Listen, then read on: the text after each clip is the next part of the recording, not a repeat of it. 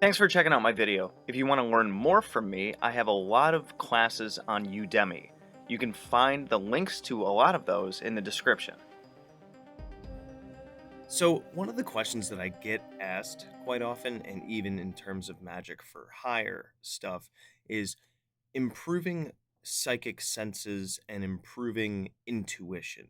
And psychic senses and intuition can be very, very, very useful both in real world contexts and in ritual context. So I think that you can kind of break those down into two separate camps or two separate um, modalities for these different kinds of things. But building the intuition and psychic senses go hand in hand, and you can literally just lump them as the same thing. So, intuition slash psychic senses, kind of the same thing, at least in my opinion and my experience. So, how do we build these different skills? So, first, let's kind of have an understanding or get to like what do we mean by these things?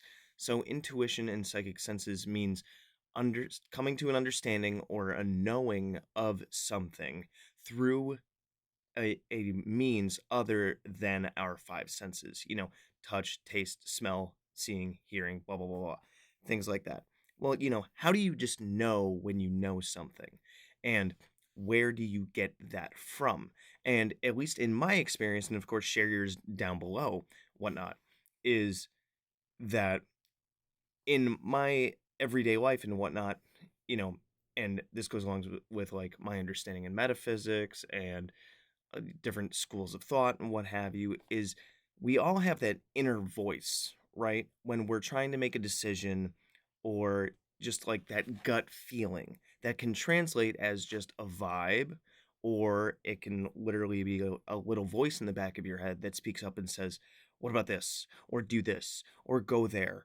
Or what's that? Or that shift in your attention that goes from something that you weren't initially focusing on to having something brought to your awareness or something that magnetizes you, something that it makes you pay attention to it, whether it's a feeling or a thought or what have you, that just seems very, very magnetizing. Like it stands out, like it's got some different colored flags on it, and your awareness is like, what about this, right? And trusting this more and more and more. And the more that you are able to pick up on this and not just immediately ignore it, then the stronger that is going to get. And of course, when you have the idea of go here, go go there, do this, say this, focus on this, can you be wrong? Of course. But the idea is that the more and more and more that you train yourself to pay attention to that inner voice, that inner knowing, that magnetism, that focus on whatever it is that comes up, then the more that you can follow that intuition towards a conclusion where did it pan out the way that you thought it would? Yes? No? At least you followed it. You're using the faculties and the abilities of your physicality and your spirit and what have you to pick up on different things that are trying to make you pay attention to different things. It's like flexing a muscle. And the more that you do this, the stronger that intuition or awareness is going to get. Now, in the real world, this can be, different things like I said already, go here, go there, focus on this, say this, what have you. Even you go to the grocery store and you focus on this one ingredient or something that you don't really even have plans to make a recipe with, and something in you just says just get that thing. And then who knows, maybe you need that thing for a recipe you come up with a day or two or a week later, or you get magnetized to buying Drano even though all your pipes and everything are working fine, and then a couple days from then, maybe a week from then, guess what? You've got a clog. Hey, you already got Drano in the house. Good for you. You followed your intuition, and now you have the tool to solve the problem. Stuff like that. And then in ritual, when we're working with just magic in general, or especially with working with spirits, because I get this kind of question a lot, is, how do I build senses so I'm able to like sense the spirits or see them or what have you, or experience their presence. And trusting in that intuition and that feeling those vibes and getting the idea of pay attention to this, or that thought that I just had feels foreign and it didn't come from me, then that's your senses picking up on a spiritual presence, whether you're invoking something or not. Most commonly, when you're invoking something, of course.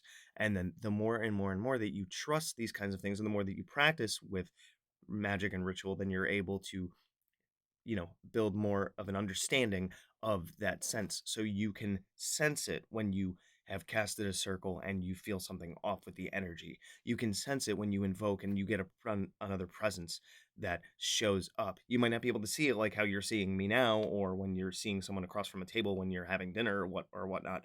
But that's because they're of a different plane and whatnot. You can check out my class on Udemy about working with spirits and stuff for more on this jazz. Even um, my class on magical mechanics and even magical theater really do touch on this kind of topic more in depth. But the more that you trust that sense, then the stronger it's going to get, and arguably the more effective your rituals are going to be, right?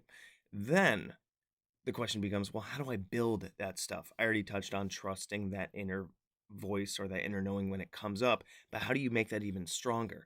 Meditation.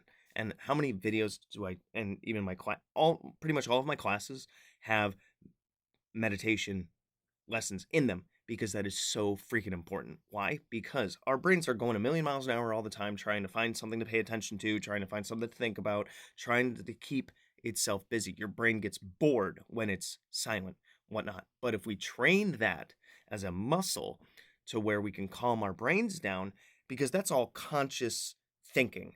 That's all, you know, that's like higher level, not in this context, but I think you're getting the point, thinking of logic, Upwork home TV bed, paying attention to all the different stuff with the five senses and whatnot. It's all the stuff, it's all the material world jazz that we're used to. And the more that we train our minds to focus and calm that down, it's like when you're in a crowded like cafeteria and there's tons and tons and tons of noises going on. You got tons of different people at a bunch of different tables all talking about different stuff, and you can't hear yourself think, right? Meditation quiets down all of those other tables in that cafeteria to where you can hear yourself think. And then you're actually able to pay attention to all the different conversations that are going around on at all the different tables. And you're also able to pick up on different things, like maybe there's a pattern of somebody tapping a fork, or you hear a particular word that stands out to you. You walk into a cafeteria and you're looking for a particular person, and everybody's moving around, and there's all sorts of, different people, and they're all wearing different colors and stuff, and you're looking for that one person.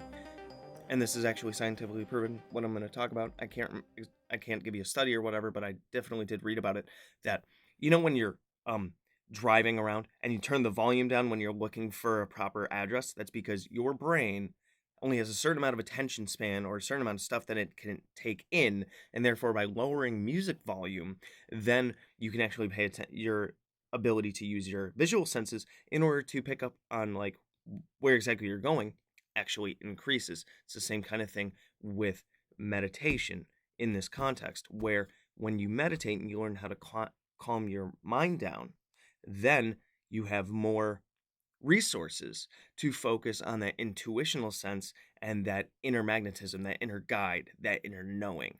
So, how do you want to improve your intuition slash psychic senses? Meditate a lot. And also trust that magnetism and that intuition. Let me know what you guys think about this one, and if you have any other tips, tricks, or whatnot about how to build intuition and psychic senses. I'd love to hear what you guys think about this and what you've used, but of course, this is just my conjecture, my opinion, and what has worked for me. Good hunting.